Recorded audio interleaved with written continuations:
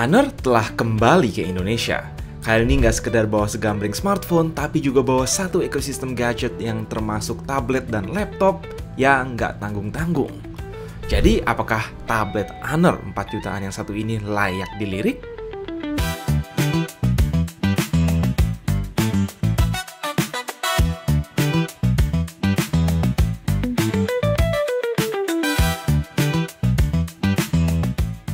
Per video ini dibuat, Honor telah membawa nggak cuma satu, tapi 2 tablet ke Indonesia tahun ini. Ada Honor Pad X8a di segmen 1,7 juta, lalu ini ada Honor Pad 9 yang masuk di harga 4,8 juta. Oke, mari kita lihat keunikan apa saja yang dimiliki Honor Pad 9 dibanding tablet-tablet lain yang udah ada di pasaran. Pertama, desain tablet emang gitu-gitu aja ya berapa tahun terakhir. Tapi ada satu hal yang agak ngeselin, yakni posisi tonjolan kamera itu biasanya di ujung atas kanan. Kenapa nggak kayak Honor Pad 9 gini aja yang posisinya di tengah dan simetris, jadi saat ditaruh di meja tanpa case bisa lebih stabil. Desain unibody aluminiumnya pun sangat minimalis dan berkelas, kelihatan cukup mewah dan serius. Ketika keliling tablet ini, kita bisa lihat bahwa nggak cuma ada 2 atau 4 speaker, tapi 8 speaker pada 6 titik di 3 sisi. Dibantu tuning suara Honor Hi-Stand, hasilnya adalah setup audio portable yang jernih, dinamis, dan nampol banget dari segi detail maupun bass buat nonton film dan dengerin musik tanpa harus connect ke speaker Bluetooth mahal.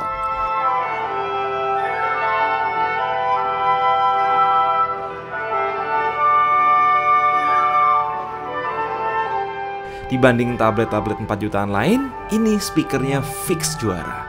Apalagi yang bisa dibanggain?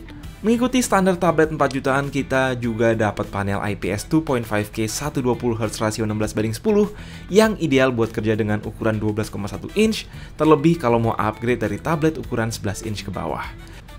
Nggak sekedar tajam dan enak di mata karena include sertifikasi low blue light dari TÜV Rheinland, tapi kabar baiknya dia support Honor Choice Pencil, jadi ada stylus aktif.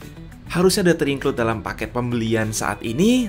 Tapi sayangnya Honor baru ngirimin tablet ini ke kami dengan keyboard saja, belum termasuk stylusnya. Sehingga maaf banget kami belum bisa ngasih review maupun pendapat terkait Honor Choice Pencil. Oke, pertama gue denger Snapdragon 6 Gen 1 yang ada di tablet ini mungkin terdengar outdated, bahkan underpowered dibanding beberapa chipset lain yang ada di tablet 4 jutaan. Tapi apakah benar begitu? Faktanya, nggak juga. Snapdragon 6 Gen 1 ini punya performa CPU dan GPU yang bedanya tipis dibanding Snapdragon 7S Gen 2, bahkan sama-sama masih Adreno 710 yang dipakai merek sebelah. Didampingi RAM dan RAM Turbo 8+8GB dan storage UFS 256GB, ternyata masih oke kok diajak main game-game yang gue mainin macam Girls Frontline 2, War Thunder, dan Zenless meski nggak rata kanan dan ada kalanya nge-lag. Tapi buat orang yang nggak gamer-gamer banget ataupun nggak demanding banget soal GPU, ini udah oke ya untuk kebutuhan sehari-hari dan produktivitas sehari-hari. Nah, UI-nya sendiri apa kabar? Saat ini Pad 9 pakai Magic OS 8 berbasis Android 14 yang di luar split screen multitasking support up to 2 floating window sekaligus. Namun cukup tahu, ini floating window-nya semoga bisa di-resize lebih leluasa ke depannya. Kami nggak menemukan bug sejauh ini, namun sekali lagi sebagai UI tablet, kami harap Honor bisa nerapin desktop mode yang bener-bener enak di next update. Oh ya, buat yang berencana ngelengkapin ekosistem Honor, terutama mau beli HP-nya juga, Magic OS ini punya fitur-fitur kontinuitas seperti network sharing, connected apps, notification, dan calls yang handal, nggak kalah sama sinkronisasi ekosistem Huawei dan Xiaomi, terutama antara tablet, smartphone, dan laptop. Singkat cerita, kalau mau pengalaman produktivitas maksimal, kudu pakai bareng Smart Bluetooth Keyboard dan Honor Choice Pencil yang per video ini dibuat masih dapat promo bundling. Keyboardnya luas dengan keycaps besar, rasanya mirip ngetik pakai laptop 13 inch. Terkait sang kamera belakang 13 MP dan depan 8 MP ini, ada beberapa sampel gambar dan video. Oke kok untuk sebatas nge-scan dokumen, meeting online, dan alat dokumentasi kantoran yang selalu siap ngerekam. Webcam depan kurang lebih beginilah hasilnya dengan resolusi maksimal Full HD 30 fps. Lanjut soal baterai, ini unit 8300 mAh kuat ngasih daya up to 11 jam buat streaming YouTube atau main sosmed. Lalu gue main GFL selama 2 jam berkurang nggak nyampe 30%, which means sekali cas bisa main game harusnya up to 6 hingga 7 jam. Di dalam box dikasih pula charger 35 watt modular yang bisa ngisi tablet ini dari kosong sampai penuh dalam waktu kurang dari 2 jam. Sedikit catatan tambahan, tablet ini sayangnya nggak punya fitur GPS maupun gyroscope.